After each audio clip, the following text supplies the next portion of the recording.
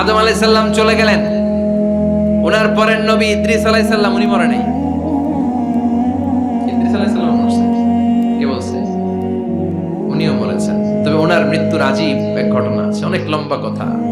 এক ফেরেশতার সাথে ওনার বন্ধুত্ব হয়েছিল, বলেছিলেন আমি আকাশ দেখতে চাই, আল্লাহর কাছে অনুমতি চাই। আল্লাহ বলল ঠিক আছে, ইদ্রিসকে আকাশে ঘোরাও। প্রথম আকাশে ঘুরলেন, দ্বিতীয় আকাশে ঘুরলেন, তৃতীয় আকাশে ঘুরলেন, চতুর্থ আকাশে ঘুরলেন। ইন দ্য মিন টাইম চতুর্থ আসমানে মালাকুল মাউত পৃথিবীর দিকে নেমে আসছিল।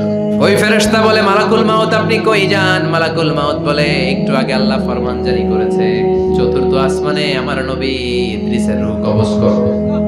সুবহানাল্লাহ। আমি বললাম আল্লাহ আপনার পাঠানো নবী সাইয়েদনা ইদ্রিস থাকে দুনিয়ায়, চতুর্থ আসমানে পামু কই? আল্লাহ কয় কথা নাই, দৌড় দে। আমি দৌড় দিলাম, এসে দেখি ইদ্রিস আলাইহিস সালাম এখানে রেডি। সুবহানাল্লাহ। ওয়া রাফা'নাহু মাকানান আলিয়্যা।